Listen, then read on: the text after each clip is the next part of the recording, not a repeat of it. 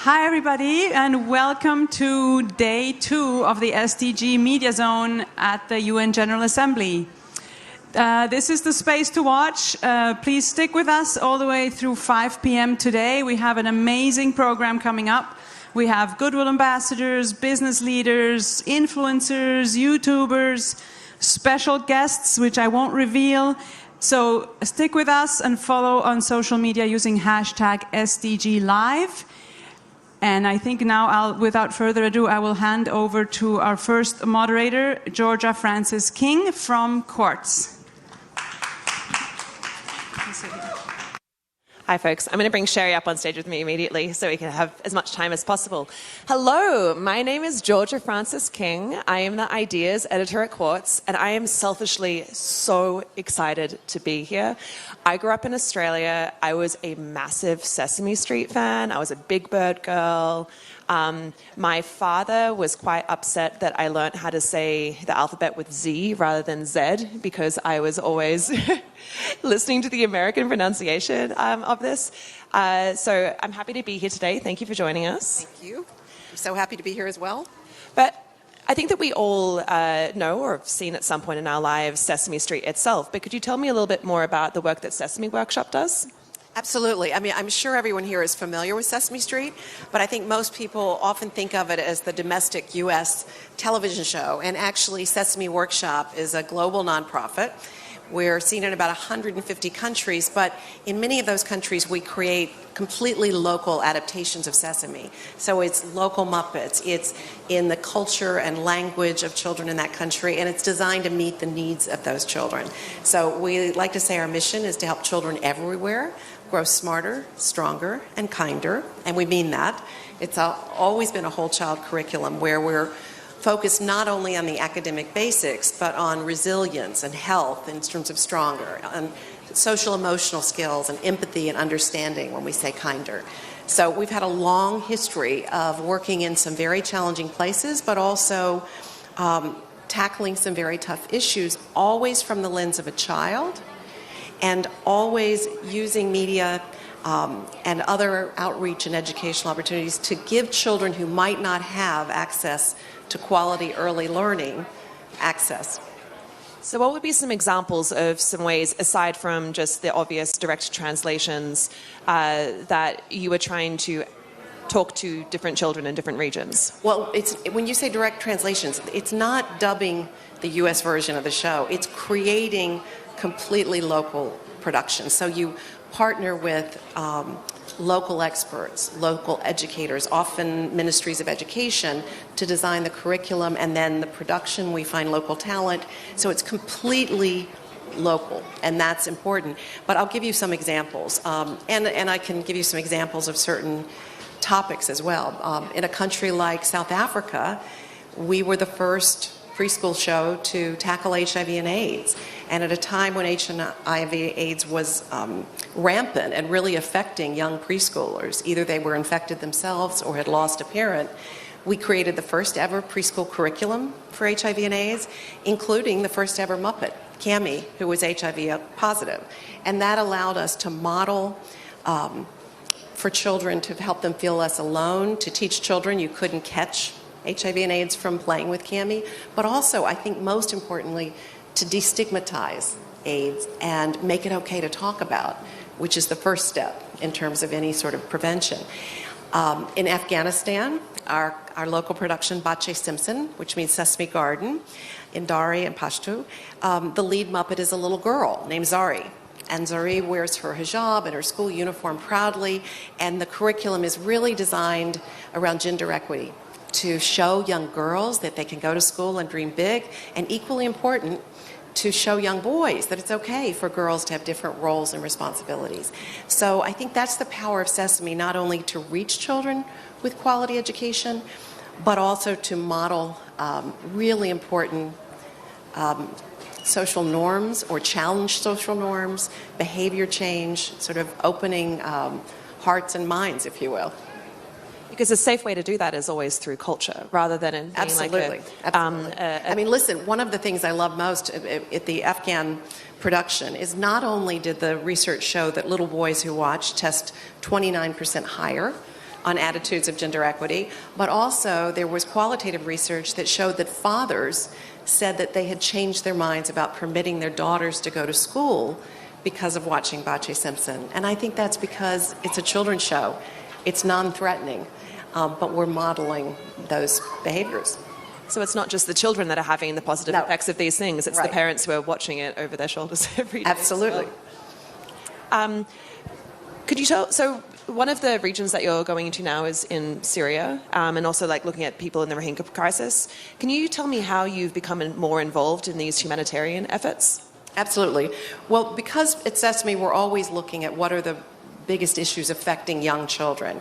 And if you think about our history it was created 50 years ago as an experiment to see if television could be used to, help less advantaged children arrive at school ready to learn, who may not have had the same quality preschool.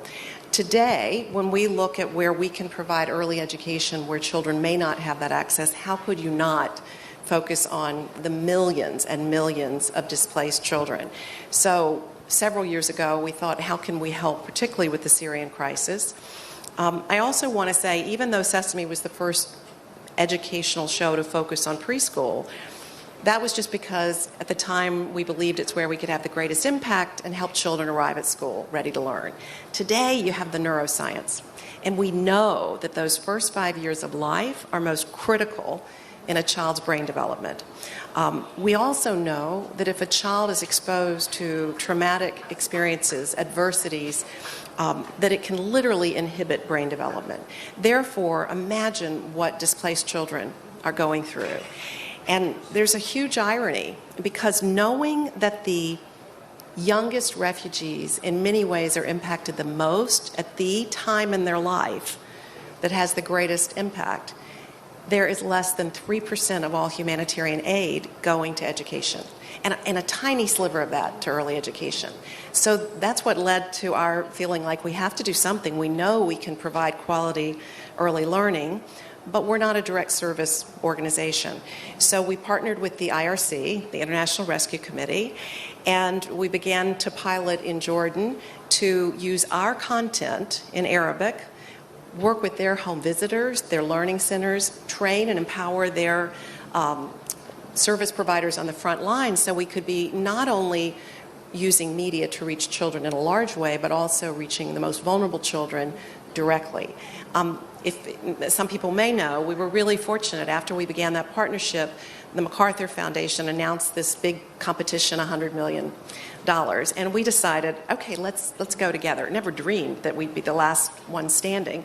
But 18 months later, 1,900 applicants later, they chose our project to receive the first ever grant. So that is allowing us to create the largest early childhood intervention in the history of humanitarian response. So it's an all-new Arabic production with Muppets that will have storylines that children can relate to. One Muppet who's left his home becomes best friends with a new Muppet. The little boy is named Jad. The little girl is named Basma. She welcomes him with open arms. And so you can see we're also modeling inclusion and acceptance.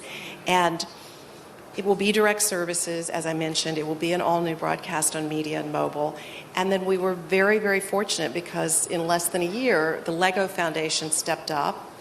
And I think they were inspired by MacArthur and really understand this critical need to invest in early learning and the void. And we have done a lot of work with them on learning through play in Africa and elsewhere. So they decided to do their first ever humanitarian grant and also committed $100 million. I know it sounds huge, but it is over 5 years and with partner organizations, but we're still grateful. But so that is allowing us to deepen our impact in the Syrian response region with learning through play, but also to expand to Bangladesh to meet the needs of Rohingya refugees and the host communities there. So it's a huge and awesome opportunity and responsibility. But our greatest hope is that this will in turn be a catalyst for others to invest in early education for children in crisis.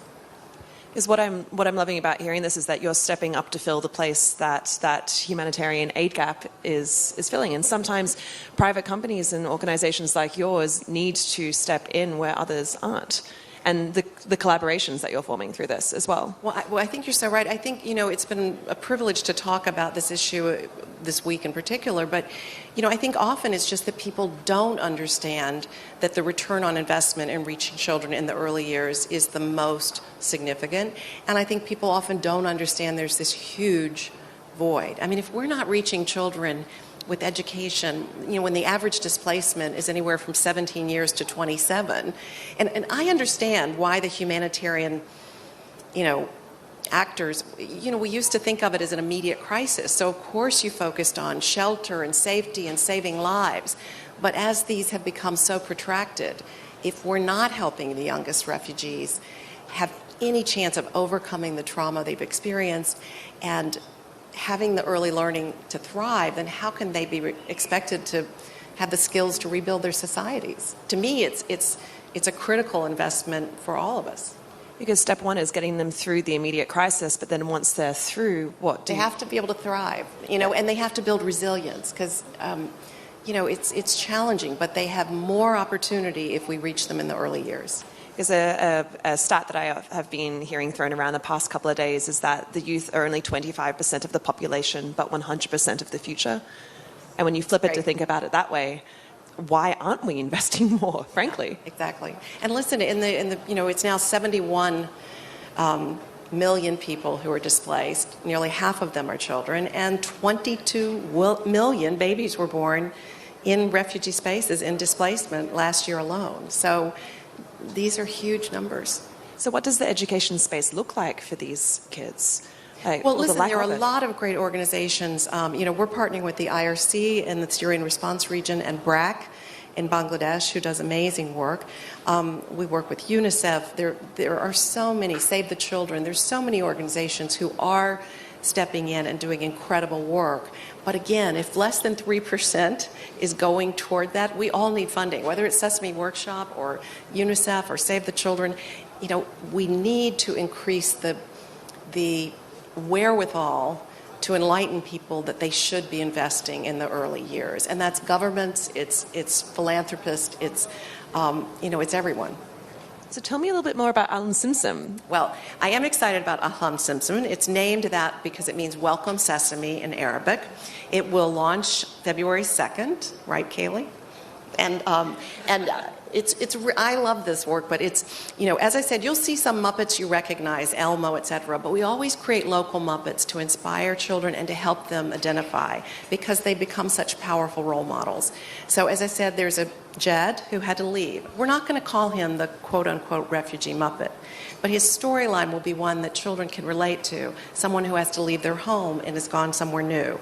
And when Basma becomes his new best friend, that again is modeling acceptance and understanding. There are also live characters, as often on Sesame Street, and we made sure that it was very representative of the region as a whole, so that some of those live characters, there are Syrian dialects, language, even though they all speak Arabic, there are a lot of differences between modern standard Arabic, Levantine, etc., and we want to make sure that this is very inclusive. We'll also have a second part of the show that's almost like a game show. It's modeled on a very popular show in the Middle East so that we can bring in Arab celebrities and others to appeal, as we always do, to adults as well as children. And there's one other point I'll make. For those of you who've ever watched Sesame Street, you'll know there's always celebrities and humor and parodies and musicians. And I've been at Sesame a long time, but I'm more and more amazed with the prescience of the founders of Sesame Street, because even 50 years ago, Joan Gans Cooney, who created Sesame, said she wanted to appeal to adults as well as children because she just thought the learning would be deeper if a parent were watching with a child. And now, again, you have the neuroscience to prove that's exactly how a child learns, through engagement with an adult. So our appeal to adults is a huge asset in places like our refugee work, because we're creating content, not just the broadcast, but when we create content, storybooks, activities, teaching guides, parenting guides, story maps, they're designed to not only be a tool for the child, but to be a catalyst for the adult to engage with the child. And that's absolutely critical in helping to mitigate the effects of trauma on a child. So I think that, it's a huge asset for us, and one that makes me appreciate their brilliance 50 years ago, even today. One last question before we take questions. I've also heard that you're doing something called emotional ABCs. Oh, I should have said that, yes. Yeah, well, not just education, but also teaching people how to... As I mentioned in our mission, Smarter, Stronger, Kinder, we always focus on the whole child and social and emotional skills as well, because we know children need that to be able to thrive. But the other thing we always do in any local production is we may have a certain expertise, but we bring in local advisors, local educators. We want to make sure that this is truly theirs and that we're learning from them. And what we heard consistently, Beirut, Amman, you name it, was that not only the Syrian children, but also the children in Jordan, Iraq, Lebanon, what they needed most was social and emotional skills, and particularly to be able to identify emotions and to be able to manage those emotions, and particularly because they have been through so much. And if a child can't identify emotions, they can't even begin to start to build the skills to manage, the executive functioning skills is what we say in terms of curriculum. And so we are focusing in the first season on the emotional ABCs, if you will. Great. Well, I think that we're going to... Thank you for asking that. I forgot to. Of course. I think that we're going to take some questions Well, now, listen, I'd be happy to, but before we do, I would love to add one more thing. I mentioned Basma, and I'm so excited because she's here this week at the UN. So if I could bring Basma out, I would love for everybody to meet her. Assalamu alaikum. Hi, everybody. Hi. Oh, hi, Miss Sherri. Hi, Miss I'm so Georgia. happy you're here. Oh, this is so exciting for me. I love to meet new people and make new friends. In fact, where I come from, we're kind of known for making friends. Well, I know that. In fact, I was just telling Georgia that Ahlan Simsim is all about welcoming new friends. Can you tell us a little bit about it there? Well, my neighborhood is the most welcoming place in the whole wide world. And I hear you have a new best friend. Oh, I do, Miss Sherri, I do. His name is Jad, and he's almost 6, just like me. He just moved to our neighborhood. Are you and Jad alike? Well, in some ways, we're not alike at all. Like, I have purple fur, and Jad has yellow fur. Oh, and I like to sing la la la la and dance a doo da da a doo da da a doo da da. And Jad likes to paint. But we both love to go on adventures together. Jad will plan out every detail in advance, but I just like to go, go, go. So I say, Yalla Jad. That means let's go in Arabic. I say it a lot. Basma, it sounds like you guys have so much fun together, but didn't you tell me that at first, when Jad first came, he had trouble making new friends? He did. But Tita Noor, who's like a grandmother to us, she told me that it can be hard to make friends when you don't know anyone. So we all worked really hard to make sure Jad felt welcome. And now he has so many friends, and it feels like we've known him forever.